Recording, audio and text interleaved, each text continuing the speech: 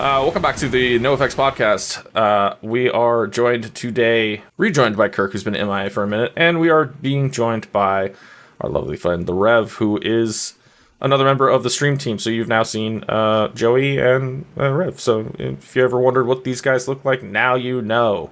Regardless, Kirk was busy with some stuff, and then I had planned on doing an episode with Joey and Rev, minus Kirk, and then scheduling conflicts in real life and blah, blah, blah. Well, here it's a month later and we still haven't done anything. So we're getting it done today.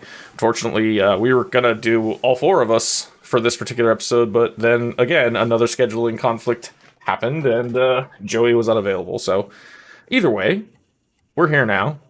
There's three of us. We've got a fun topic to talk about. So, Kirk, is there anything you want to add about your own personal life experience lately, or I could just say the reason I was missing in action for a hot minute, I had to serve on a jury duty for a couple of weeks, which was a new experience that I'm glad it's over, but it's an experience, so it's good to be back doing this instead. I can imagine. Rev, how's it going? What have you been up to lately? Yeah, it's been going all right. Started a new job and been tired after that, man. Yeah, it's a lot of work. Work sucks. What are you doing now? I'm doing graphic design and 3D printing and stuff. Oh, well, that sounds more fun than what you had talked about doing before, so. You can't use that being tired as an excuse for misplays, by the way. I've tried it. It doesn't work.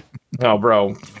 When you wake up as early in the morning as I do and then don't play until later in the day, yeah. And then you drink a couple beers on top of it, yeah, it's never good.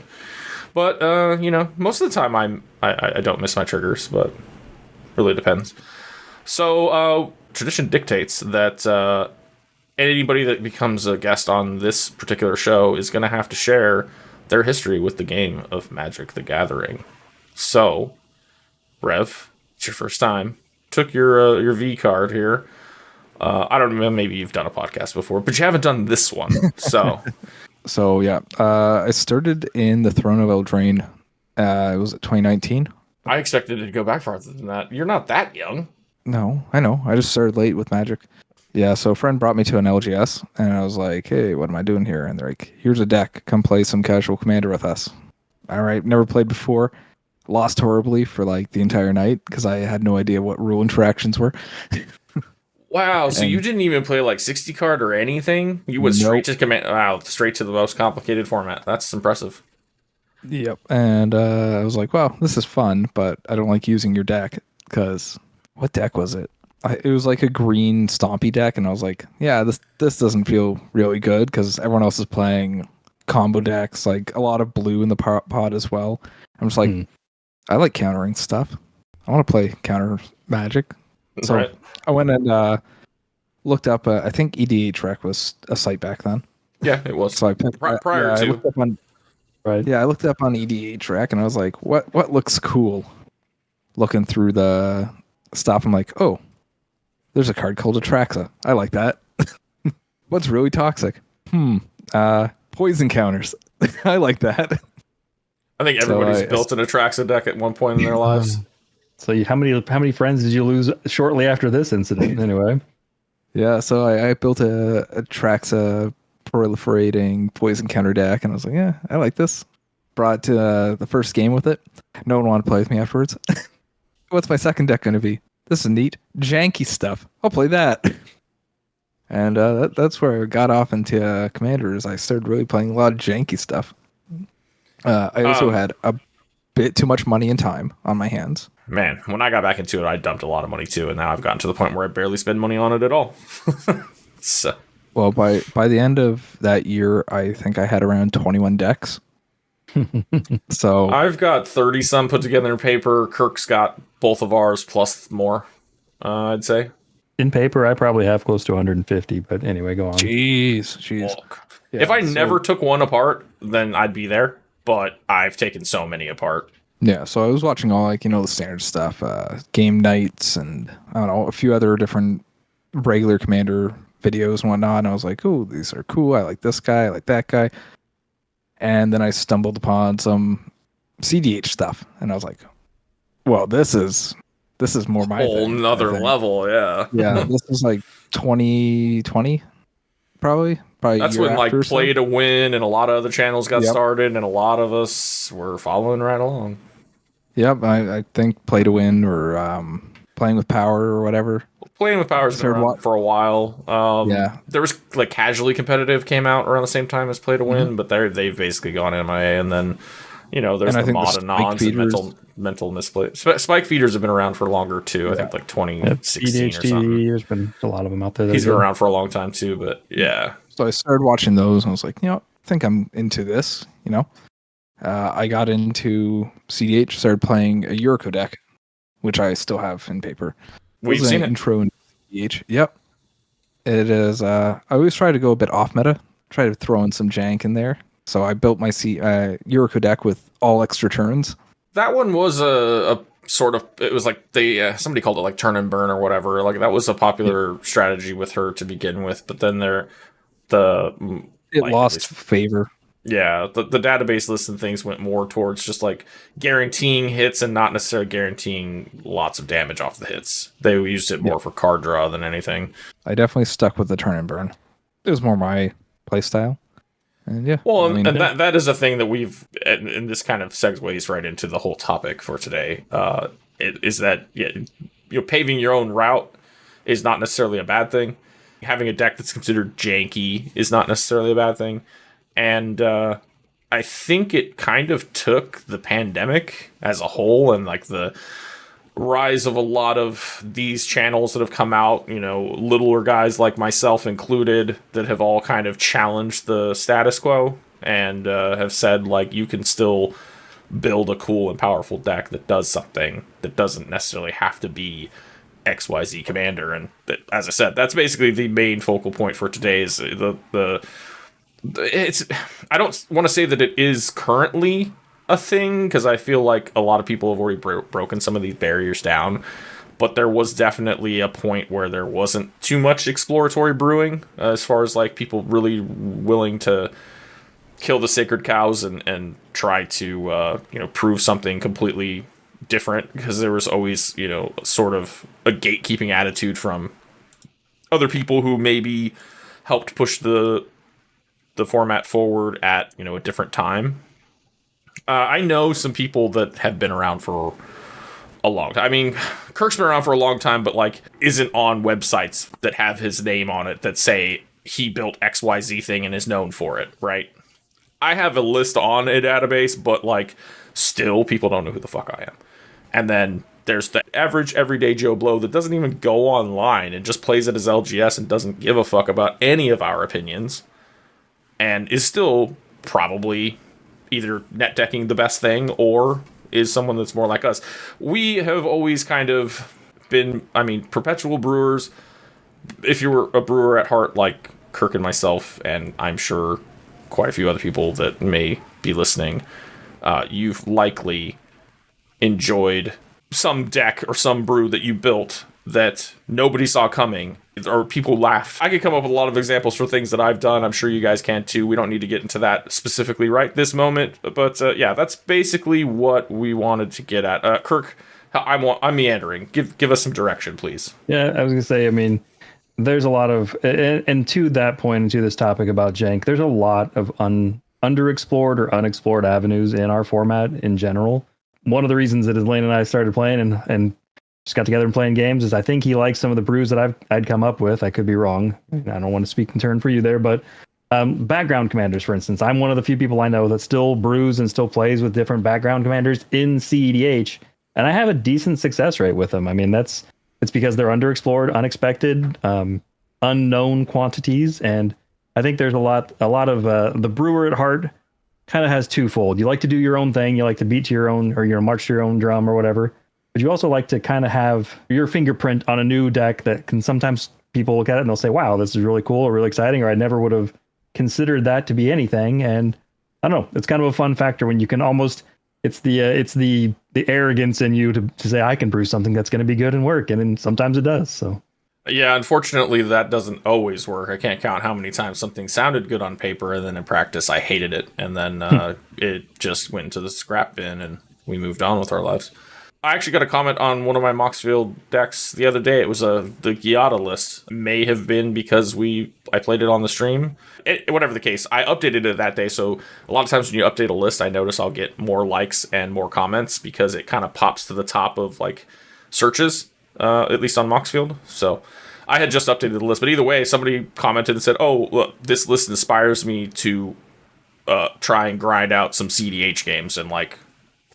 That's all they said, and I didn't have any further conversation with them. But it was like, hey, that's cool. Like somebody saw this pile of fucking angels that like you would never think anybody would be playing in CEDH, and I do. So somebody else is like, oh, I want to do that. So yeah, it is kind of cool to get that sort of feedback and know that you're not just throwing those ideas out into the void for no one to appreciate. Yeah, I've had other channels that have taken either a list of mine or of one of the other people that I brew with often, and played it on their stream and either given credit to the person or mysteriously said not a word about it when you can go to their deck list history and look exactly that copied from blah blah blah. But I've had that happen both ways, where someone's taken a deck that we've brewed and tweaked it 4 or 5 cards and played it on the stream, and I think that's kind of neat when you see other content creators that can sometimes pick up your lists and run with them. It's fun to see other people play your creations. It's kind of like there's a few of the decks that I built for my local play group that I have too many decks. I don't have enough time to play them all. If I build something that I think is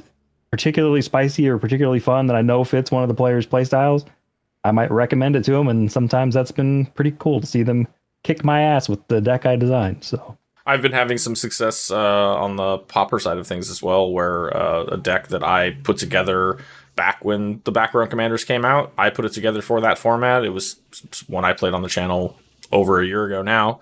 And yeah, I mean, at this point, people are talking about it. It's gotten posted on places and conversations, and a couple people I know have picked it up. A couple people have said that they've ordered the cards for it. So when you see that kind of thing take off, it is pretty satisfying, especially when you get the pushback of, "Why are you playing that?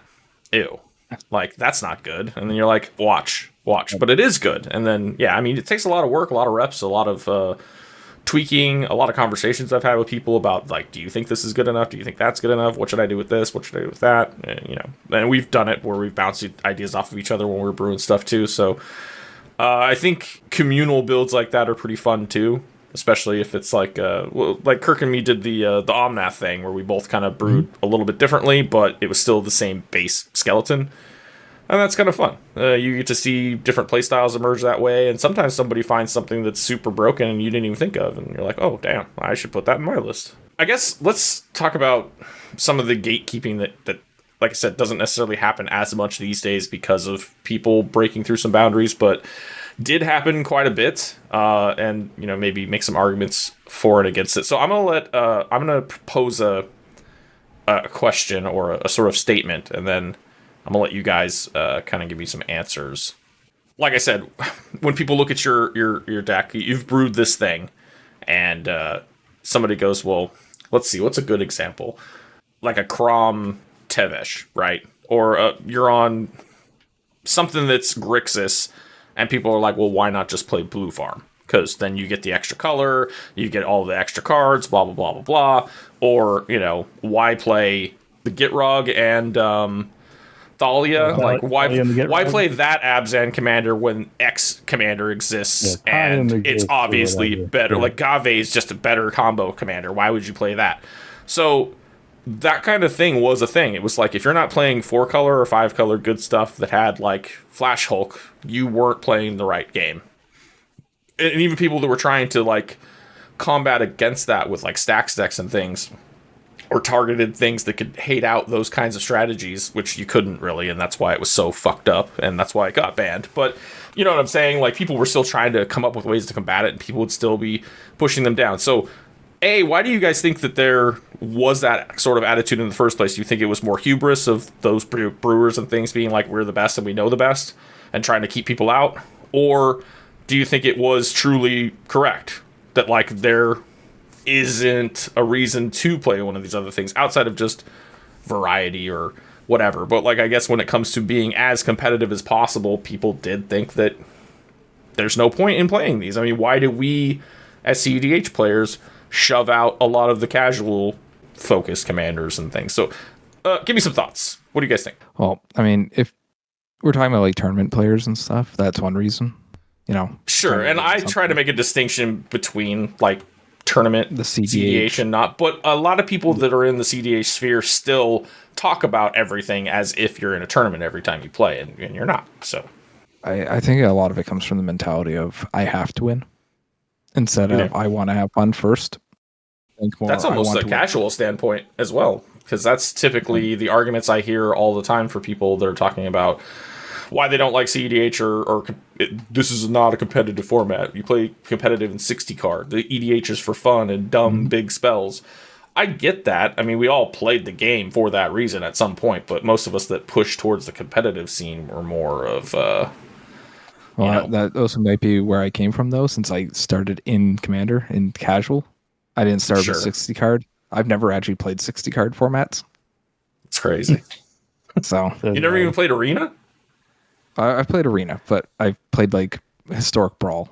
Yeah, which is the closest thing. Yeah, that's great. Fair enough. Yeah, so my 2 cents on it, a little bit to the point of tournament CEDH. So when you're playing to try and win prizes monetarily, fame, fortune, whatever you think you're playing for, there is definitely some distinction to be made there for wanting to be able to beat decks that you expect to see. I think that's probably what leans deck choices and some limitations there. But there's also a big push for a lot of the big CDH tournaments for a while were won by underexplored, underutilized, underrepresented decks because of either a lack of understanding of how to properly interact with those decks, or because of a stale format that someone figured out a way to break wide open. I mean, Cody was an example, Magda was an example, the stupid blue Planeswalker. There's all sorts of those examples exist where sometimes building something unique can give you a huge leg up on your opponents. If they don't know what you're trying to accomplish, they might not know the correct interpoint to stop you. But then again, that also it spreads beyond tournament CDH, because if you're playing casual CDH, I really like to do weird stuff sometimes that people aren't prepared for or aren't expecting. But whether it's stronger, whether it's weaker, I don't know. I think a big part of it comes down to regurgitation of material too. I think a lot of people will see something, read something that some player that they respect or that's a very strong or very well-known player says or does, and then they regurgitate that as law. And I think that was definitely part of the gatekeeping that began with the tournament. Why not play Blue Farm, or why not play whatever? Why not? I think I listed in some of our notes, like a big area I see this still come into play. Not as much on the multicolor because there's all sorts of options, but especially with monocolored commanders. If you're playing mono black and you're not playing Crick, why are you not playing Crick? That's a question you'll hear. If you're playing mono red and you're not playing Magda or possibly Godo, same thing. Blue with Urza, white with Heliod, green with Selvala. I mean, that's still, I think that still gatekeeping exists. I don't think it's gone at all. I was alluding to the fact that with like the Magdas and the things that broke through in some of these tournaments and people were like, what the fuck?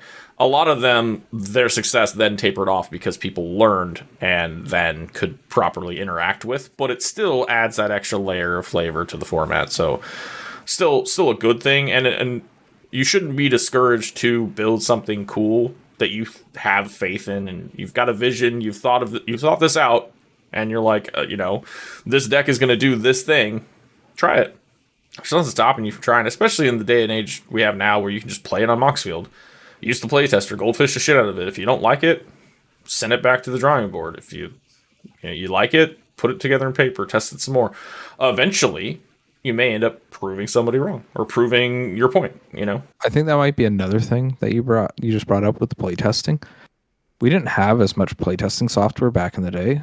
So when people wanted to build something, they wanted to spend their hard-earned money. They spent it on what was the meta. Yeah, and that makes sense. Format. Yeah, why spend $100 on a janky or whatever deck when you could spend the $100 on a counter, a powerful counter spell or a mana rock that you need for your CDH list? Yeah, that makes sense, and I think that's kind of how we all started at some point. I know when I built my first Zur, it was all real cards. I didn't have any duels or anything, so it was like buying the Shocklands was a big deal because they hadn't been printed again yet. You didn't have room to move out because you're like, I have to save up for that Force of Will, or I have to save up for that Underground Sea or something. And Yeah. I don't have the money to spend on building an entire new deck. And I still would, but it would be like, $200-300, and then I'd put it together, I'd play it for a while, and if it was successful, cool. If it wasn't, then that was just went into the box. The other day, I went through the box and sold like $800 worth of cards because they were all just excess old EDH staples that I don't even fucking use anymore, and I was like, well, this could sit here and collect dust for another 20 years, or I could just fucking sell them. And I decided to sell. I think I sold 170 cards or something, got $800, like, not bad. Then there's old pack rats like me that have cards for going back decades that I've kept. I probably would have never done it if it wasn't for, like, I just was like, I needed some extra money, and I was like, why not? And even for me, though, like I played when duels were cheap. I picked up all my play sets back in the day when, you could pick up duels for $10. Shut the fuck up. And even then, though, like, so those are all great if I want to build, 4, 5, 6 decks, but I'm a brewer. I like to play. I like to build a lot of decks, and I goldfish the shit out of decks on Moxfield like nobody's business. But I will typically play physical cards if able, because there's something about playing with physical cards, even on spell table, that it appeals more to me as a player, as a Magic player. I feel like I'm playing a card game more than a computer game. If that makes any sense. So having that realization, I mean, before I went into playing CDH heavily, all of my casual decks have 0 proxies. I would make a mana base, and I would make it work, basically. I would look for cheeky ways to do things that were interesting, but playing CDH, I don't really like making those concessions as much. So I think we've talked about it on a previous podcast episode. I went to proxies for almost every new deck I'm building. I'm building in majority of it's in proxies because A, I can get whatever I want for cheap. B, I don't have to try and like re-sleeve a whole bunch of different decks and tear apart different decks to create another deck. And C, if I take it somewhere else and it gets spilled on or falls on the floor and somebody rolls a chair over a card or something, I'm not like having a mini heart attack when it's happening. So yeah. And then that was a great point that Rev made about like being able to play test. Like I know there's Cockatrice and other weird platforms that being old Magic Online and other stuff, but Moxfield has been a huge part of my life since I started brewing a lot of CDH decks, and being able to just click on that and play test from my cell phone if I get bored, stuff like that. It's been nice, and that also does help with the brewing, I think. So test ideas, you can play through goldfishing. Granted, you're not facing interaction of any type, but yeah, it gives you an idea of how your deck's going to perform, or if a certain card, if you play test a deck 10 times and you see this card 3 times, and each time you draw it, you're not satisfied with seeing it, maybe it's time to change it out for something else. So yeah, that's a huge thing. I've had that so many times where I'm just like, why am I running this card? Right? I didn't buy this. Right, exactly. Yeah, I've definitely done that, where I get an idea that sometimes is just a little too cute, and I try it in the deck, and then I play it, and I'm like, this is garbage. I should probably not be playing this card. The deck I mentioned earlier, the background commander that I'm doing in CPDH, like it has had so many different changes and things. Well, I've been in this league for the last few weeks. I made top cut, so next week I'm in the top 4, which is kind of cool. Hell yeah! But, congrats, man.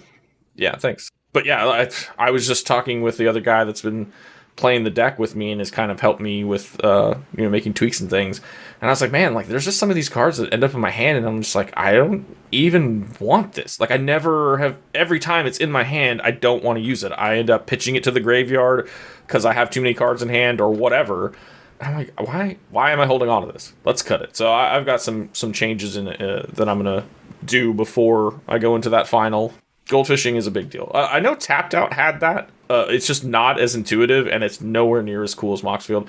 Moxfield is the only fucking thing that I pay a patron subscription to. I pay a yearly like $50 or whatever. It's not a lot, but like I used their shit for like 2 years for free, and then I was like, I'm gonna throw these guys some money. And honestly, I feel like it's $1 well spent. Plus, I don't have to deal with the ads and shit on the website, which is cool. And you get a little supporter badge and whatever, which I don't really care about. But you know what I'm saying? Like they give you some little perks, and then it's basically just here's some money for fucking cool product. It's transformed my content creation because of the ability to use OBS and their playtester having like every fucking thing you ever need, pretty much. Like at first it didn't, but they've over the years continuously added new features to it, and it's gotten to the point where you can fully play whole games with people on there for free without having to even own a single card in your deck list.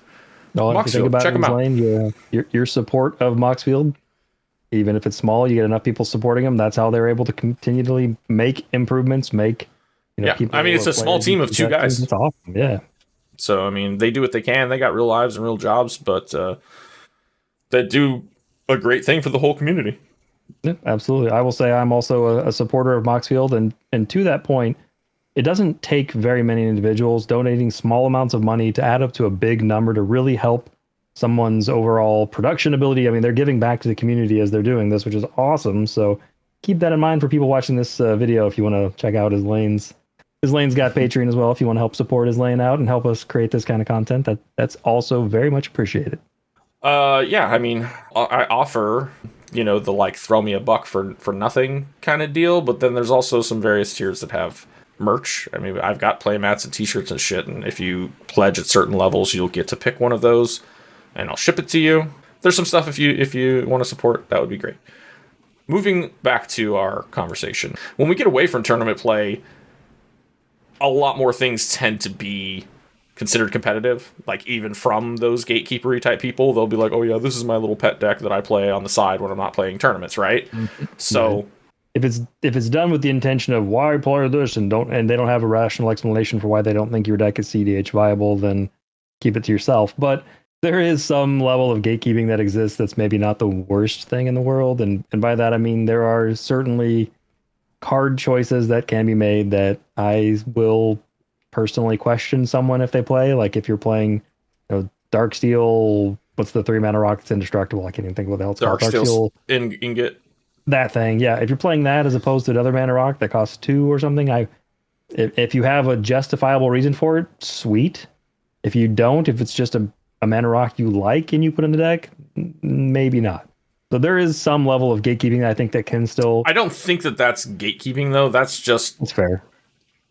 I mean, it could be considered that, but that it does have to exist because there are certain cards that are just considered unplayable, and it's for a reason. However, we have discussed how at some point it was like anything over 3 CMC was too much, don't play it. And now, like 4 and 5 CMC is pretty okay. And then there's even, the peers in the... and then there's the peer in the abysses and things that, like, years ago people would have been like, no, you can't play that. That's 7 mana. No, you just can't. That's just not playable. Even with... I don't care how powerful it is. And they would have been on that mindset. And I see that going away to a degree. I mean, we're constantly talking about, like, this is 4 mana. So what? It does a great thing. Do it. So...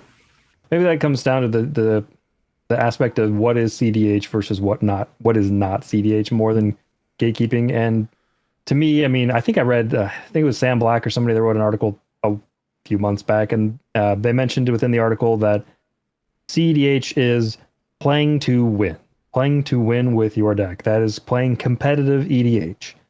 Yeah, that's always been the mindset. I think Izlain and I've talked about this. Sounds like Rev going straight to the Infect is in the same boat. Playing to have fun is awesome, but you're playing to have fun while trying to win. And that's the biggest piece of CDH. If your deck can attempt to win, if it's not just group hug, do nothing for no reason, you're probably not playing CDH. But if you're playing to attempt to win, I guess that could come down to what you're saying. Is it CDH or is it gatekeeping or is it not? Maybe there's just card choice matters a little bit, but maybe not to the CDH, being CDH or not being CDH, gatekeeping more along the lines of how to improve your CEDH deck. Maybe that's it. Well, we also said that by the way, fuck group hug. Just have to say that. But we have made mention before that it doesn't matter if you're playing casual or Oathbreaker or Pauper or competitive formats, non-competitive formats, whatever. Competitive is a mind state, obviously, but like it's also a mind state that can be transitioned to. Like every time I play on a casual stream, I have like a handful of casual decks because I've just gotten rid of all of them because I don't like them.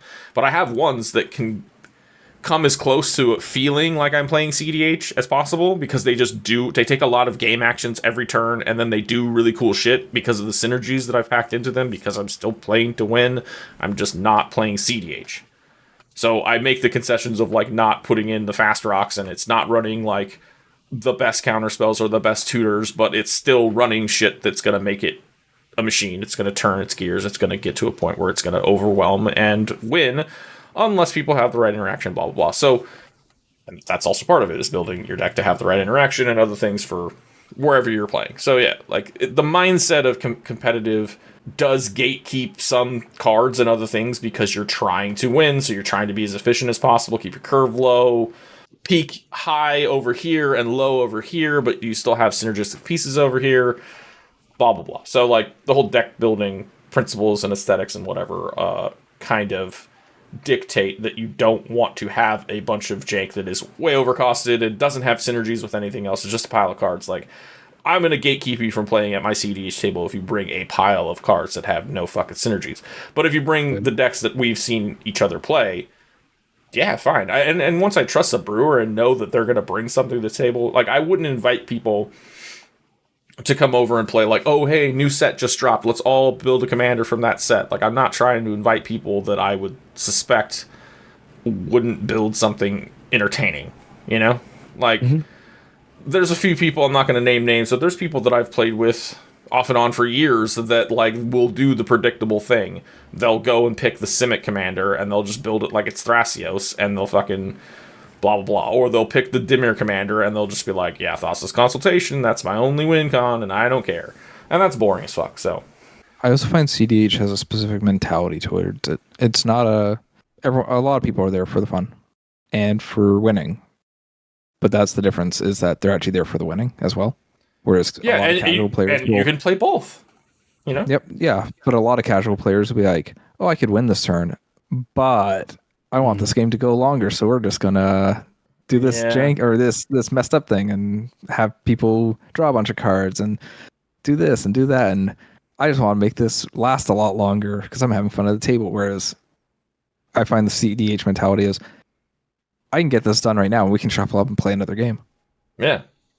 Which in that instance, I'm 100% CDH all day, every day. I have, part of it's being a brewer and having so many friggin' decks.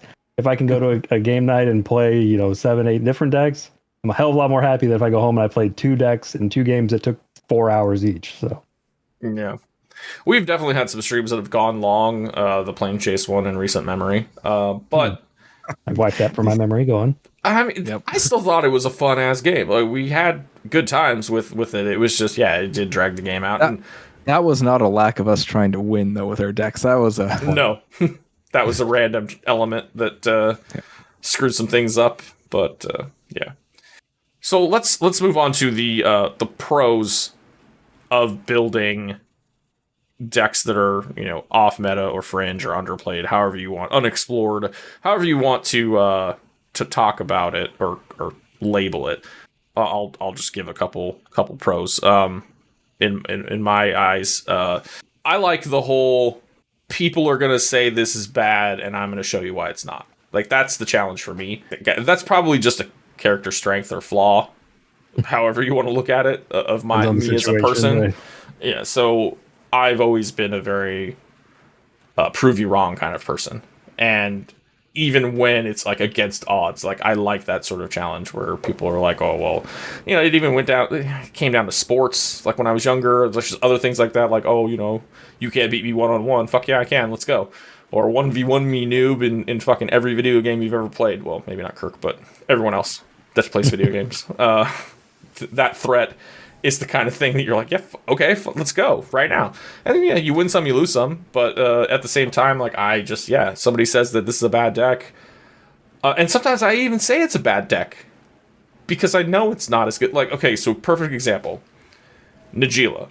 We all know Najeela. 5 colors, makes warriors every fucking turn, can play any of the combos that win the game, has one of the highest card quality pools, like, of all time.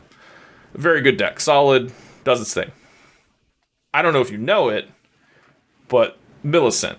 It's an Azorius spirit that costs like 7 fucking mana, but gets cost reduction based on the number of spirits on your battlefield. But then also does a thing where it makes spirits. Not on just attack. You have to do combat damage and things, so it's a little bit more hoopy. But I saw that list and I was like, this is bad Najeela. And there's like all these cool spirits that I've seen around over the years that I'm just like, man, it actually encourages you to play kind of tribal. But there's actually good spirits. Like, there's a lot of good spirit. I mean, Eidolon of Rhetoric sees play all the time. Fucking spirit. It's rule of law. It's a spirit. I play every rule of law effect that you can in that deck. And it's just slow you down, make a bunch of shit. And then that new moon whatever cavalry, the fucking big spirit that's yeah. The white crater hoof. It's a spirit. It slams right into that deck and makes it to where you can finish it off a little bit better after you stacked everybody out. Either way, I admitted right away. Bad Najeela, not as good. I didn't care. I liked the way the card looked. I was super into the idea of building a spirit tribal deck that could be competitive. It did it. It's won, its share of games. I don't play it that often, but just to be able to say, like, people look at it and go, why the fuck are you playing that? And then I'm like, well, because it does this, and then they're like, oh, that's kind of intriguing. And then if they see it in action and it actually pops off that game, people are like, damn. But, there are games where it doesn't pop off, obviously, because it's not Najeela. Good example, and that is a pro for me, being able to try and like, show people the way, so to speak. And that's not to say that I'm an expert. It's not to say that I'm better than you. It's just to say that, like, I have a brain that works this way and it does these things and I slap this shit together and it works. And some people agree, some won't. But that is the biggest pro for me. And I think Kirk shares that sort of mentality. I think Rev's kind of on the same page because I've seen his jank as well. But yeah, you guys, what do you think? What are some of your pros for building these sort of weird decks? There may be just a hint of a megalomaniac existing somewhere inside of all of this. I like proving people wrong. I like proving people... maybe that's not the right word. It's not that I like proving people wrong. It's that I like proving that I'm right sometimes. And sometimes I'll brew something a little offbeat or a little underexplored or underappreciated or underplayed. And I will beat the crap out of a table with it. And I will not gloat, but I will play it again and again and again. And I don't know. There's a weird satisfaction I get in taking my own brews, my own builds that nobody else is playing. It's not on the CDH decklist database. It never will be. And beating a table of Blue Farms and Atraxas and whatever else, Magdas, whatever, you name it, your top, whatever, echelon commanders. When you beat them with a 3-color pile with background in the command zone, and they start the game off by saying, oh, now we're playing CDH, right? That's one of the ones that, if you say that, triggered, jump in the pod, and you say, we're playing CDH, right? Be prepared, because I'm probably going to fuck you up in the game. It's just going to happen. Not out of spite, mind you. I'm not trying to spite play anything. I'm attempting to win, and I'm going to do it in the most glorious fashion and fuck you up. That's my mentality. So a lot of it for me comes from finding older cards that never see play. They don't even see play in casual. They're cards that people overlook completely, and I look at these cards and I go, what commander would be good for this? Oh, I can fit this with that, and it's synergistic, and all these other cards are a synergy. Like my Mogus deck, for example, is a big one. When was the last time anyone saw Spell Shock being played as an enchantment? I don't even know what that does right now. Whenever it's an enchantment, it says whenever someone casts a spell, it deals 2 damage to them. Oh. Yeah. It's a 3-mana spell. Nobody's ever seen it probably in CDH. And I'm like, what can I do with this? Oh, if I put Spell Shock in the deck, I get that out. Oh, I have like a Fiery Emancipation that triples damage. Every time someone casts a spell, it does 6 damage to them. They're doing build your own root card. Yeah, it's I have to. They have to sacrifice something or take more damage in their upkeep. It just adds up and adds up and adds up, and that's my deck has cards in it that people when I play them go, "What's that do?" That's what I like. I like having that. Yeah, you didn't expect this card from '97 to come out, did you? I can see it now. Rev's at the table where everyone's picking up his cards and reading them. What the hell is this? What the hell is this? Yep. I can see it now. This card came out before you were born. Right. I do that with most of my decks too. I'll find like a few cards on Scryfall or something that I've never seen before. I've never seen anyone else play, and I go, okay, that one's kind of trash. Not that one. Not that one. That one looks neat. I wonder what type of deck I could build with that one. Oh, I wonder what other cards kind of match with those ones. That actually brings me to a great question for the both of you. Being brewers, being jank brewers at heart, or just brewers at heart. Some people think our stuff's jank, some don't. How do you approach deck building? Do you pick your commanders and say, these are my commanders, what can I do that's busted with this? Or do you pick strange interactions or strange win cons or strange pieces that you're like, what commander would support this? How do you approach the deck building process? I go by, oh, this is a neat card. I wonder what commander could fit with this. Or this is a neat combo. What would be the better shell for this combo? Or what type of multiple combos can I structure together that would all line up sort of with this? I go with commander last usually. Interesting. Izlain, what about you? I've done both, but I am primarily commander first. I typically won't build something unless I'm interested in the commander, or I probably am arguably a very commander-centric builder as well. I usually like my commander to be the expression of the deck and build around that expression. And then color identity dictates what combos are available to me, and I jam those as I see fit, depending on how they may or may not synergize with the commander. Color pie kind of determines archetype as well. Like in the case of that Azorius Spirits list I was talking about, it was Azorius, so there's only like 2 win cons in those colors, like really? So, it usually involves milling yourself, or I realize there are other things, but I'm saying like the most widely accepted ones are like Kitten loops and or Scepter loops and or Time Twister loops. And that's about it. And so my thought process was those combos are okay, but they're not great. So we're probably not going to skip over those.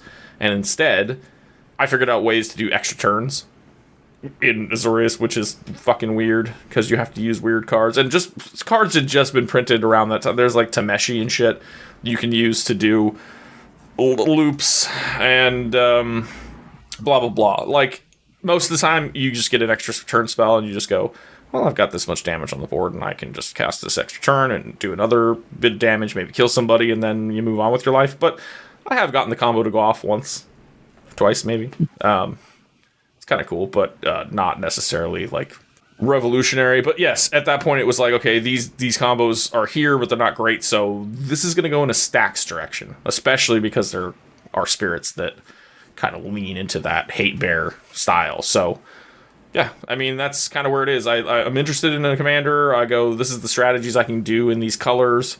This commander wants me to do these things. Like when you built Prosper, or I'm sure Joey would have said, with Circara, he was looking for impulsive draws. So Prosper wants the same thing. Like anything you can do that's impulsive provides you with treasures, provides you with card draw, blah, blah, blah. So most of the time, commanders kind of like dictate what cards you're looking for the 99. And then it's otherwise like a package of staples. If you're in blue, you've got your counter spells that you're going to run. If you're in black, you've got your tutors that you're going to run for sure. And then everything else is just based on synergies and whatnot. See, I went the complete opposite way with Prosper for myself. I didn't see Prosper and saw, I could build a deck with impulsive draw. I originally saw Possibility Storm as a card and said, what commander can get around this? Yeah, sure. Well, if I'm casting from exile, I'm not casting from my hand. Possibility Storm's not going to go off. I didn't do combos that way. It's a bit random, but it's also screwing up everybody. So that's actually kind of cool. I never even thought about that for him. The only place I saw people play that was like Rurkthar, which I did. That's the only place I've ever run it. And I've already gone on record as saying I don't really like the card, and that's not why I named this channel that. It was just because it had the word storm in it. It sounded cool. I may or may not have put the Possibility Storm in several red-white total lockdown decks because of Draneth, etc. But yeah, that's interesting. I'm definitely more of a build around the commander, probably. Not necessarily needing the commander to win. I'm not, that commander-centric, I wouldn't say a lot of the times. But I will pick a commander that really inspires me. And partly, maybe that's because I've been playing CDH for, good God, 14-ish years now. And when I started playing, the idea was, what color identity do you like, or what pet card did you have that was a legend that you wanted to build and play, and then build a deck around it. So I think maybe that mentality when building commanders has carried through to my deck building. So when I evaluate a set, most of the time I'm evaluating the commanders on what do I think I could do with a particular commander more so than a combo. There are exceptions to the rule, for certain, but I would say a majority of the time I'm more along the lines of what Izlain is doing. I'm finding commanders that interest me and trying to build a deck around that. Yeah, I mean, I have done the opposite thing where I'm like, I want to build a deck that's focused on like Adnos, good example. Like the first Adnos deck that I built, like where I was like, that is the focal point, was Tymna Rograk. Prior to that, I had experimented with Adnos, but I hadn't really become like a Turbo Nos player to that point. So that ended up being the first one that I did, and I was like, where do I want to put this? And my first thought was like, okay, well, we'll do one of these Grixis commanders that's already known, like a Kess or something. I'm like, oh, that's fucking boring. Everybody's doing that. And it was right when those commanders, the Rograk, the partners, the secondary partners that got printed, it was right when those were getting spoiled. And I was like, this is what I want to do. Before even really like looking around, seeing what other people were doing with those partners, I was like, I'm going to build Rograk and I'm going to put him with Tymna and we're going to go. And yeah, so in that case, it was more of a, I want a Turbo Nos list. And then, you know, the first time I built a stacks deck, it was like, I want a stacks deck. Who do I pick as my commander? And then you find whichever one you think works. And since then, I've brewed so many fucking decks that I'm just like, okay, I see this commander and I'm like, that's a stacks commander. Build it as a stacks commander. Or you see it as a combo commander or whatever. Like, I built that Elevir. That was for a theme for stream, but it still already said on its face, I'm a stacks commander.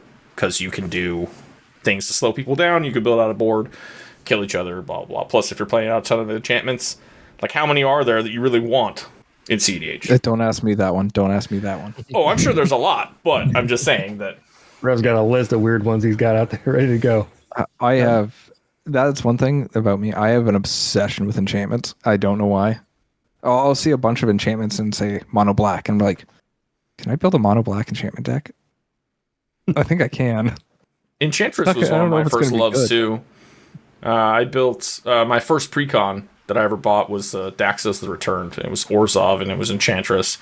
Not a very good deck, but you know, eventually I found, or you know, I tried other ones, and then eventually Sithis came out, and that ended up being the one where I got to sate that lust for an Enchantress deck. But outside of that, yeah, I mean, you could probably jam a lot more enchantments into most decks because we usually favor the instant speed interaction and or flash creatures than we do the... There really aren't too many flash enchantments like Dress Down, and there's probably others, but like Dress Down is one of the only ones. Yeah. Well, so I mean, or Necromancy, blah, blah, blah, but... Talking about with the off meta, it's more counter meta, but a lot of decks don't have things to deal with enchantments. It's very true. That is true. And that is one thing that led me to liking them and playing them in quite a few. The thing is that your slots are so limited in CEDH that you make concessions on staples if you want to go jank. And I guess that is a pro in a sense that it does cause you to explore other options, or making room for something like Dress Down over a different counterspell is kind of cool. And it also opens up gameplay patterns that don't exist otherwise. And you don't really think, like, you put Dress Down in your deck, like people who are doing it like at a tournament level or whatever, they put it in there specifically to hose Thassa's Oracle, right? Or Dockside. And that's pretty much it. But then when you actually have it in your deck in practice, like, there's some weird, wacky times where you're just like, if I Dress Down, his thing doesn't turn into a pirate. And then he can't win with his Malcolm combo or his Glinthorn combo or whatever, and you're like, yes. Or just like it turns off the Glinthorn combo because he loses all its abilities. I see it played a lot of times. They're like, I need to crack these effing fetch lands. That opposition agent needs to be a bear for a minute so I can do it. You know? Yeah, or just, I want to cast my commander, so like let's just do that. Yeah, so like the play patterns open up in such a way that you're like, interactions you didn't think of are there now because it's in your hand and these things are happening. You're like, I never thought of that, but you know, little brain gasm and you move on.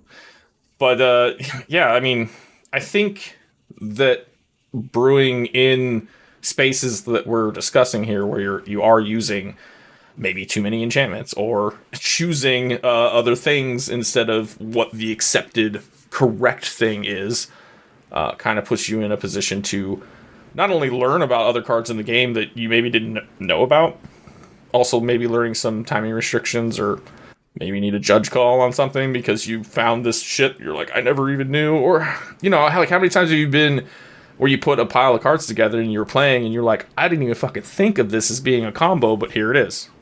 And so many times. Like, yeah, like you're just like, damn. I laugh at how often people forget oracle text of cards is a thing. So just because the card reading the card doesn't in fact always explain the card, because sometimes cards don't do exactly what they say they do.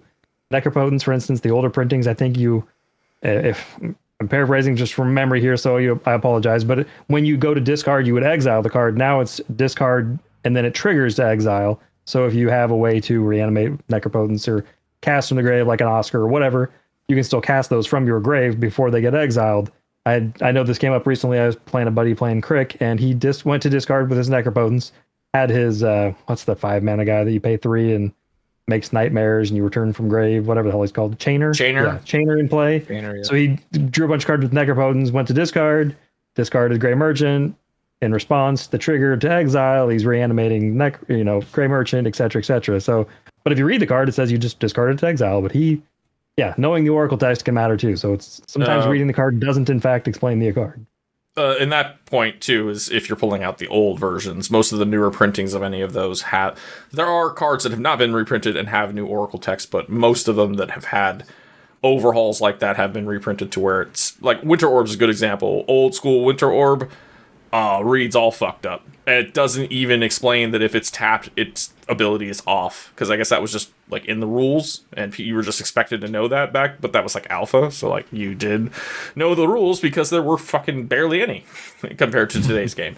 But then like the Eternal Masters or whatever master set it was reprinted in, it says as long as Winter Orb is untapped, people can only tap, blah blah blah. And then it makes a pretty good distinction for Urza players. That are like, I'm going to put this down and tax you out, and then I tap it so it doesn't affect me. Same with 3-ball and some other ones. The end of my long rant and your rant on this is, if you're playing against Rev and he's playing these weird-ass cards you've never heard of or seen before, look up the Oracle text. Anyway.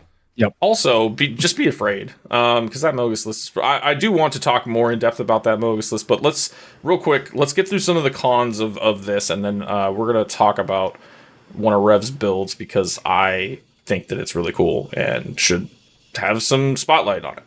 So, we've talked about, kind of how opening up your eyes to other things and not listening to the gatekeepers. Don't listen to the haters. Like, have fun, build shit that you like to play, and, just build it with that, if you're building with that play to win, I'm going to make this as best as it can be mindset.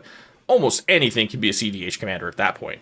It's just a matter of you built the right deck, right? So what do you think are some of the cons of building these? I mean, so let's get the obvious one out of the way. It's not top end, so to speak. Like a con of playing a jank deck is that, you might just lose your ass playing against, a table full of Blue Farm and Atraxa and yada yada. Like, that one goes without saying. But what are some other cons you guys think? I will say you have to have a willingness to go your own way. Some of these big thick skin, so to speak. Farm, not just that. Just the support. So like if I brew one of my jank commanders that I absolutely love and I'm having success with, I'm doing my own testing. I'm doing my own innovation. I'm trying new cards. There's not a community, a Discord group trying out these cards and coming together with a consensus of this is the best build or this is optimal. So you have to be willing to kind of to put in your own work on it. And that's a little bit, that's not a downside necessarily. It's just something you have to know. You won't have a community of builders that are championing XYZ card and trying to help you to optimize the build a lot of times. You're not going to have that unless a deck is widely accepted and has been around, is established, it's been there for years. You're never going to have that sort of support level. However, I will say that with like Moxfield and things like it, having your list out there publicly and getting a lot of views on it will come with feedback. I have had random people that were just like, have you considered this card for this list? And I'm like, holy shit, I never even thought of that card, and that's actually really good.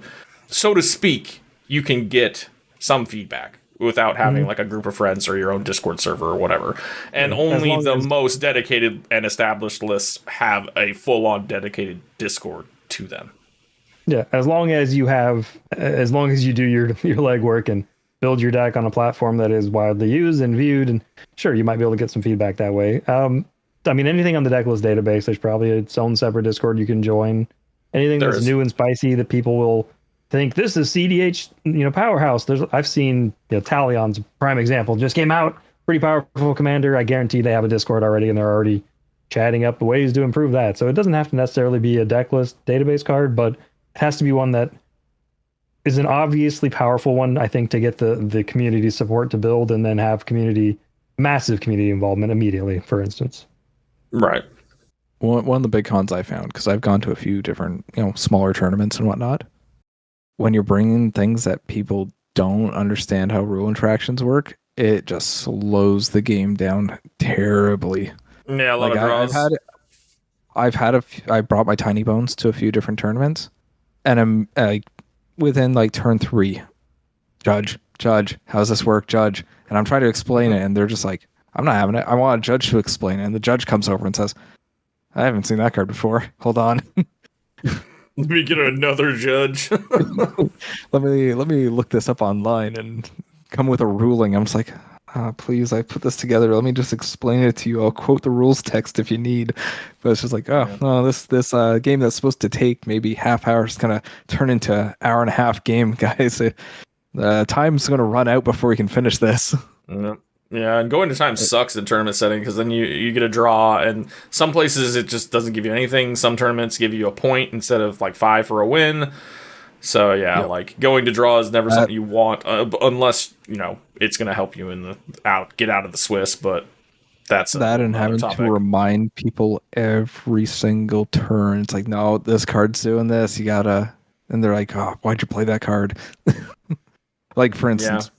With my Tiny Bones, playing Chains of Mephistopheles, and everyone that's such a hard card to understand. Every time it does. Yeah. It's actually a very easy interaction, but it's one of those cards that reads like dog shit, and it's a novel, and you're like, what? And then somebody goes, oh, well, it works like this, and you're like, oh, well, why the fuck didn't they just word it like that? Yep.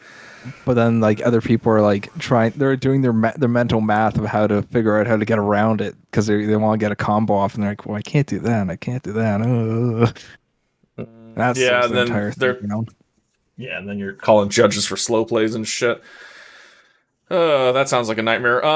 Yeah, I'd say I agree with both of those cons, even though I haven't taken a jank deck to a tournament. I can still see what that is definitely a thing. If it's janky enough to where you're not fast is the only way I can put it.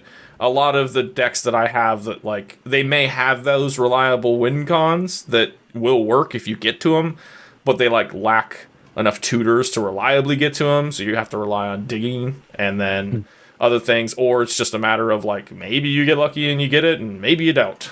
Some games you're I've had some decks that have had game-winning combos. Just 2 cards, but literally played them rep after rep and just never find it. So the combo's in the deck, but it just never happens. So I think sometimes they can be a little too slow in that regard. Because if you're a stacks deck and you put down your first stacks piece, turn 3, you probably lost the game already.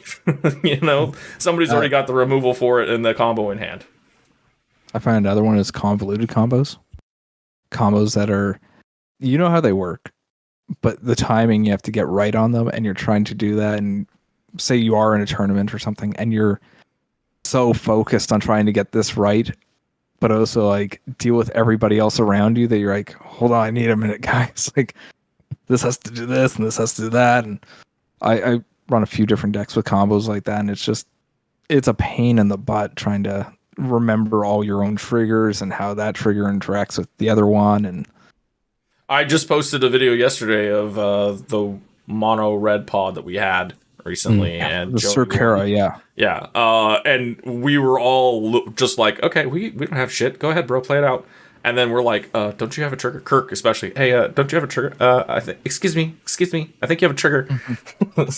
So some of those decks, especially because of all the synergistic pieces, can win games, but they can also be incredibly complicated to get there. And it's not even necessarily a combo. It can be just that endless value train that it's like watching somebody play Joyra too, or egg decks or extra turn decks. I was going to say the Get Rog monster. It's not a fringe deck, but too. It's just you sit there and say one person at the table doesn't know what the Get Rog does, and they're like, no, go through the combo, and everyone else knows what it is, and they're just like, oh god, not again. Yeah, that's the one. So that we're playing the time, right, guys? Yeah.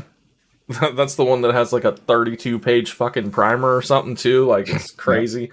It's been a meme for a while, but like I don't know anybody that plays Gitrog anymore, and I assume it's still competitively viable. But I played it for a time, but I found that every time somebody was like, "Play it out," I was just like, I don't want to. They've had to change the deck a bit to fight Dothy Voidwalker in the post Dothy world, but it's still viable. I still run into it occasionally. I have not, but as I said, I assumed it would probably still be around. I think what I'd like to do to kind of round this out is talk about one of your decks. It is a deck that you've played on channel. I don't think it's made a video, but it's definitely been on the stream. I can't recall if it made a video, but either way, I don't. The other day, we played it within the last couple weeks. We played against it, and as it was happening, I was just like, it's whatever. Oh, you played this piece, it's whatever. You played this piece, it's whatever. Like, this is definitely your style of jank, and like, what, blah, blah, blah. But then, like, it started hitting on things where I was like, wait, no, you're actually literally punishing everything that everybody in CDH wants to do, which is, like, draw cards, and or play spells, and or play lands, and or just take any game action, take some damage. So, for listeners and or people that are not familiar, Mogus is a 7/5 enchantment creature god. It costs 2 black and a red. It's indestructible. The same theme that all gods have. It also has the devotion mechanic, which means that if you have less than 7 black or red pips on the battlefield, it is not a creature. It is just an enchantment. So that means it can't attack, can't block, blah, blah, blah. But it still has the blanket text that says, at the beginning of each opponent's upkeep, it deals 2 damage to them unless they sack a creature. So, most of the time people are just like, 2 damage, don't care. But, there is going to become a point where life totals are low, and now suddenly you're sacking your board, and then getting hit with this huge god, and or other things. So, the reason I thought that this was interesting was just a number of cards. Like Red says, he is obsessed with enchantments. There's 21 in the deck. A lot of them I've seen in CDH decks, but not like this many in this sort of density in one list. But since it's not my deck, I'd like you to kind of give us a rundown on, what your goals are and why you built it the way you did, etc. Give us some insight into the list, and then we'll post it in the show notes so you guys can pull it up and follow along if you like. I'm putting comments on your deck list now. So the entire idea is it's group slug. Everybody is getting punished. It hurts me too sometimes. Actually, a lot of times. That is a downside. I also get punished a lot for this deck. But I started off looking at cards. That said deals damage to each player or deals damage to a player that does something. And I said, I can build around this.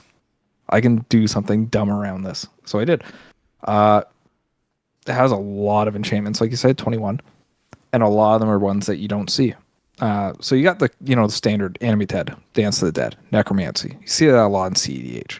And it has, a lot of people who play those types of cards tend to have it for a combo piece or a small creature. Mm-hmm. Maybe like they have it for a Seedborn Muse, or they have it so it can get back a World Gorger. I don't run World Gorger. Or Razakath or whatever. Yeah. Or Razakath, or, it's coming back. They're bringing something back that's usually a major combo piece or a extreme value engine. Yeah. Whereas mine, it's coming back and I'm just here to hurt you. So I got things like the Archfiend of Despair in the deck, which I never want to cast from hand. But that's a, what's the other thing? It's a wound reflection on a creature. When you add in all the damage things that I'm doing, that's a uh-oh. So for people who don't know what wound reflection is, it's essentially at the end of everybody's end step, they take as much damage as they took that turn. Funny story, there's this thing called Mana Crypt, and sometimes it fucking hits you for some damage. And there's also things called Fetch Lands, and then there's City of Brass, and there's Mana Confluence, and yada, yada, yada.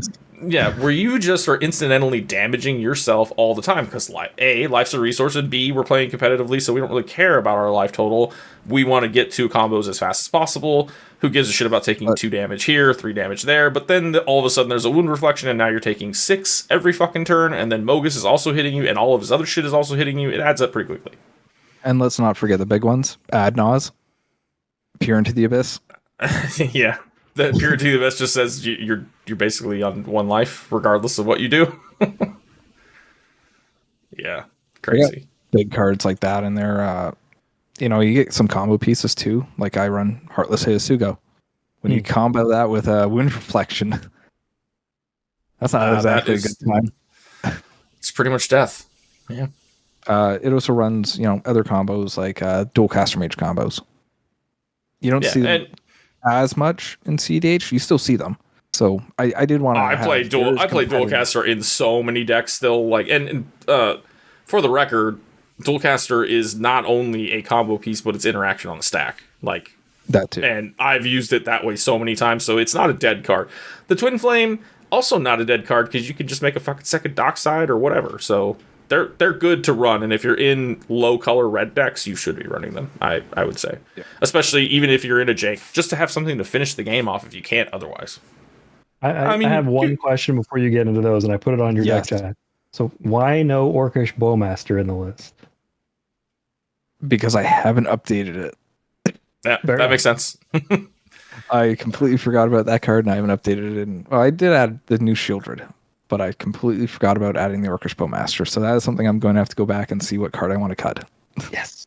Another thing that you have in here that is also a combo is Blood Chief Ascension and good old Mindcrank. Yes. Which is one that not a lot of people know. But Blood Chief works really well when something in your command zone says, take 2 damage unless you sack something. Yes. It's going to go off usually the turn that you play it. Or the round that you play it.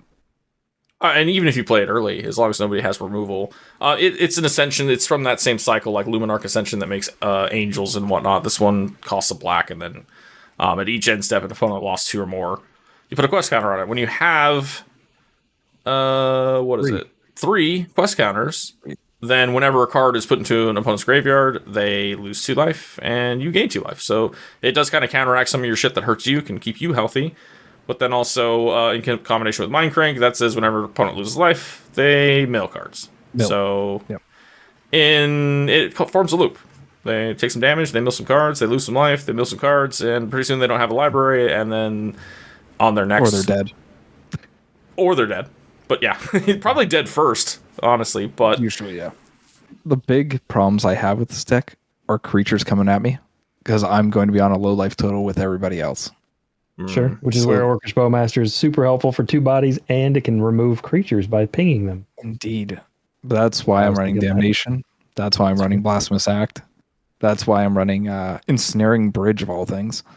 Ensnaring Bridge. 3 mana. Creatures with power greater than the number of cards in your hand can't attack. That is not a CEDH staple, my friend, but it is a good consideration for the build, and you gave a good reason for Rakdos, you're probably not going to have too many cards in hand. It's probably not going to... Yeah, they're probably not coming at you with much. Well, not from the color combination that came up with Hellbent. Exactly. Yeah. You stay Hellbent a lot in this deck, and it's very much draw the card. It's an impactful card. Play it immediately. Good luck, next guy. I'm done. Right. Well, and in the one game that we had, I want to say you did get down Wound Reflection. You had Emancipation in hand, but died. I had the Twin Gods on the field. Yeah, that was double damage. I want to say Mana Barbs came down. It got countered. Underworld Dreams got countered. I did have a Spiteful Visions on the field. I would almost, you being a lover of enchantments, I would almost want to put in like Bitter Blossom or something like that just gives you token bodies every turn to have blockers. Eats away at the life total, though. That's the problem. I have considered putting No Mercy in the deck, which is whenever a creature attacks you, it gets destroyed. That could work. Something but it doesn't. Oh, there's also damage. Have you thought about Cunning Rhetoric? Yes, I have.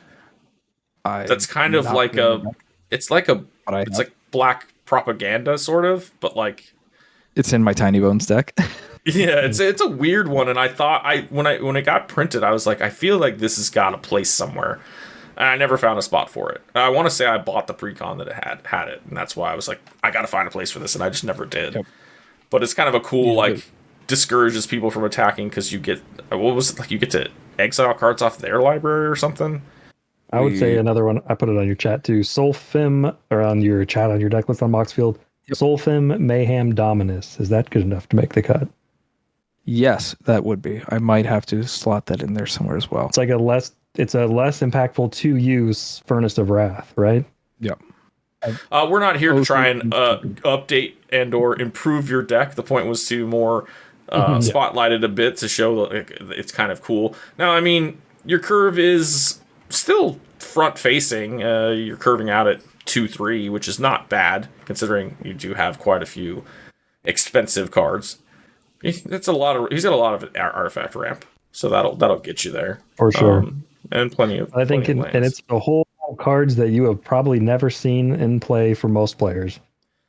Well, like I said, I've seen almost every one of these enchantments in a deck. It's just not this density of them to the point where, like, if he gets like 3 of these out, people are taking like, 10 damage every turn. The game's over very quickly with that. And I think that there is the problem that it does need the time to set up. So if you're playing against super top end turbo, like this against Blue Farm, maybe a little too slow, but Personally, those are the types of decks I like playing most against with this. Yeah. Because they want to cast a lot of spells. Right, and that's where I was trying to say that it's kind of an anti-meta deck, because it is trying to stop everything that everybody wants to do. However, there are going to be those games where you just didn't get any of these pieces out fast enough to where they just combo off and win. But that's every deck that's not the fastest deck in the format, so, that's to be expected. But still, I thought that it was kind of cool that if you do, you really don't need that much. A couple pieces, and all of a sudden everybody's taking a ton of damage just for doing what they want to be doing. And it's not even really you going out of your way to do it. You're just like, yeah, I pay 3 mana, now these things do double damage. And then I play another 3 mana, and this thing does damage to you no matter what you do. I think as the meta shifts to a creature format, some of the cards in here are really like Spreading Plague. I love that card. As the meta shifts to a creature format, good luck beating that. And a great thing about Mogus is he's indestructible. Mm-hmm. Yeah, that is true. So your commander could always be there putting out the, albeit a little minuscule damage with all of the doublers and other things that it can get out of hand pretty quickly. And this is a good example of why exploratory brewing is very important, because like we say, you could show this list to like a bunch of tournament grinders and they're going to be like, whatever. And maybe you might even play against some of them and then they might be swayed, but they're still going to be the naysayers, obviously. I mean, you're not going to get away from that. But the fact that you were able to sit here and figure out that like all of these things can go together in such a way to where it's literally punishing everything that everybody's trying to do, and then having any measure of success with it, it's pretty cool. And I think that these kinds of decks don't exist without people like you, but then also don't exist without some of us bucking the trends and being like, we're not gonna listen to this.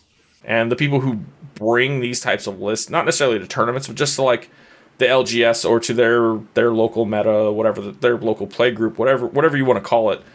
And then being able to basically counteract all of those top end decks just because you thought outside the box. It's pretty cool. And it needs to happen, because otherwise metas get stale and they become, quote unquote solved. And then everybody's just net decking the same decks. And at that point, why even bother printing new cards? Because, there's just these 5 or 6. That's why I don't. Sidebar. I appreciate talking and playing with you guys because you have the same mindset of like, I always want to be brewing. I always want to build something new. New cards excite me. Old cards excite me. I just want to be playing different shit all the time and having fun. Like Kirk said, I want to go to the LGS and play 8 decks in the same amount of time that I got to play 2 decks because of XYZ thing. I can't name any names. I don't want to hurt anybody's feelings, but I know several players that are just like, I have 3 to 5 decks and that's all I play. And I tweak them, I update them when new cards come out, I slot new cards in and blah blah blah, and that's fine, that's admirable. I have to maintain a database list, otherwise they'll take it off. So I'm constantly updating and adding new cards to most of my decks. But I just don't understand the players that are like, I'm on Blue Farm and that's all I'm gonna play. Every single time you sit down with me, I'm gonna play Blue Farm, and I'm gonna play it every game that we play during that pod. And, I'm totally happy to do that. Like, I do not understand that mentality, and that's why I'm appreciative of finding some other people that feel the same way, because I could not play the same deck over and over again like that. Usually within the same, even in our streams, yeah, maybe I'll play the same deck 2-3 games in a row, but most of the time I even switch up on stream because I get bored. I want to play something different. So that's part of that's the competitive mentality too. If you're going to tournaments where there's monetary prizes on the line, and you want to know your deck in, out, back, and front, nonstop, that's the time you do it. Yeah. Outside of the tournament thing, when it comes to like the channel, that's one thing I actually really like about the channel is I get to see decks I don't see on other channels. That was something I've always been trying to do. Yeah. It's not to call anyone out. Not going to call it a specific YouTube channel because there's a few of them and they all do this. Sorry, guys. But there's only so many times I want to see a Thrasios Tymna deck. There's only so many times I want to see the games end in a Thoracle win on turn 3 because that's what 3 of the decks are playing. That's fine, and there's a time and a place for that. And like, you may still win with Thoracle even with your Jank deck. It's just not winning with Consult. It's winning by like milling or something. I'm more interested in seeing that. Yeah, I just find it gets overplayed, and as a viewer, it gets boring. I agree, like, and that's why I stopped watching certain channels, because it was like, you guys post the same video every time. I always try to. I appreciate that feedback, because I've always tried to keep it varied and new, and that's why I brew all the fucking time. It's kind of, each thing feeds each other. My need for the expression, and then the need for new content that's interesting and may get more views because it's new or it's different. All of those things kind of feed each other. So I'm glad that at least somebody appreciates it. Yep. That's also why I go back when those channels do release new videos that are, hey, new commanders from this set. I'm like, oh, well, I'll check that one out. It's not the same commanders every time. Mm-hmm. And that's why I also kind of curated my pods all the way up until I started this whole stream team thing, was because I didn't want to have the same. At first, I didn't want to have the same people on every week. I wanted it to be a varied variety thing where I'm bringing in different people, different personalities, blah, blah, blah. But then you kind of have the negative side of that of, some people you just don't click with, or they're that person that plays only one deck every fucking time. And so you're like, oh, I'm not going to bring you back on then. And then, just the mental stress and the stress that puts you under is lame with sometimes just trying to find pods and get people to commit and then remember. So don't blame me for not doing that. That became the biggest thing. Was it was more of a headache trying, because at one point I was scheduling out like 2 months in advance, and then each week having like one person drop and having to find somebody else, and it was just like, man, I'm fucking tired of this. And then all of you guys who were there and have played with me here and there and have been the fill-in and have been willing to just build some new shit because I said, hey, we're doing this thing, build it, and you're like, yeah, cool, got it, boss, let's go. That's the big thing I remember is a few times you messaging me out of the blue being, hey, can you come on? Someone canceled. I was like, yeah. Yeah. I mean, it is it's the life that I chose, and it is the thing that every creator deals with, outside of the guys that are like, play with power, play to win, yada yada. They have their own individual play group. When they feel like having a guest on, they do. When they don't, they just use their guys. And I'm intending on doing the same thing. I already have our setup where we're doing it weekly, and then I have the 1 week off where I do the CPDH stuff. But I've actually been getting requests from people that want to come on.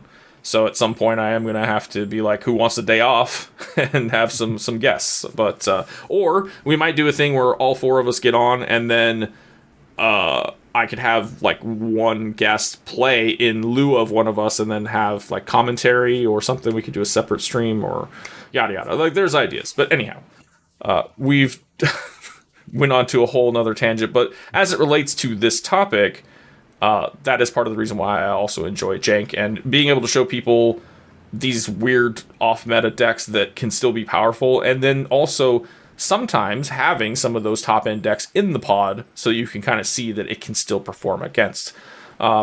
Being able to build confidence in people who are wanting to explore, but they're worried that their stuff isn't good enough, and then they've been on Reddit and people shit on their ideas and they're just like discouraged and don't want to do the thing.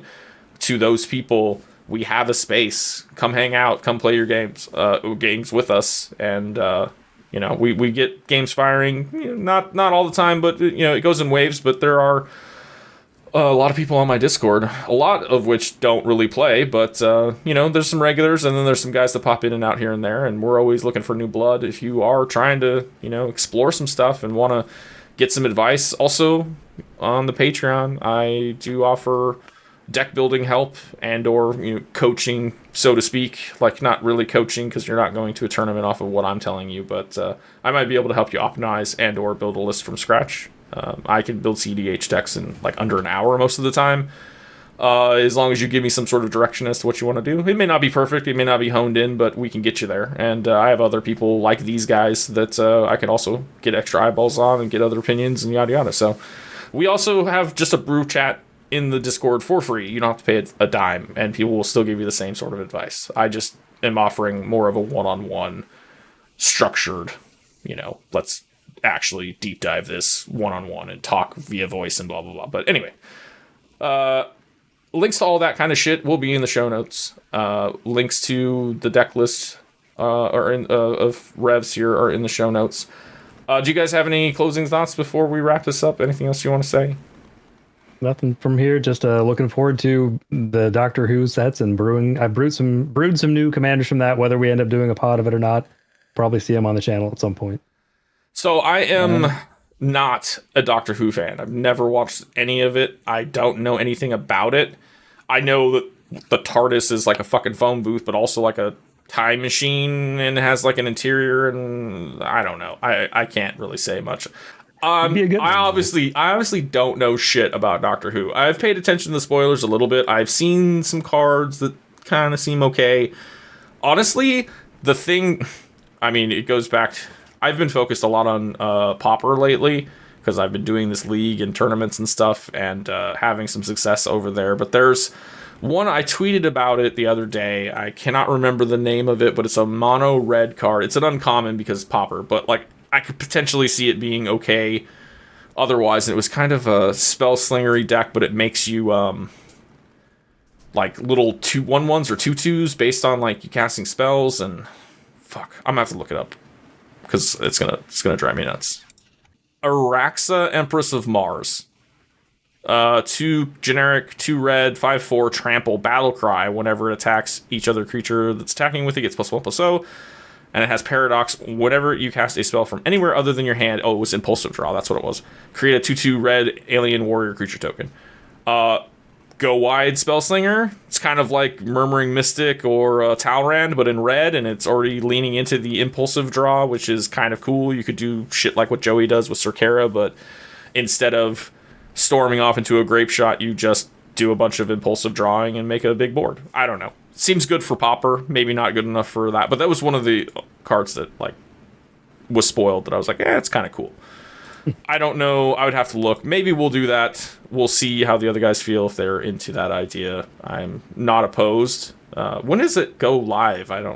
Is it out already? It's out already. Yep. Okay, well, we've got a stream in approximately 2 days. Who's up for the challenge? You've already got. I was gonna say you already got decks fucking brewed. I'll look into it today and see if I can find something. Maybe that's something that we can do. I'm always down to try new stuff. I think I have at least 4 brewed. If you want to check them out. Yeah, fucking 4 already. Jesus Christ, man, you waste no time whatsoever.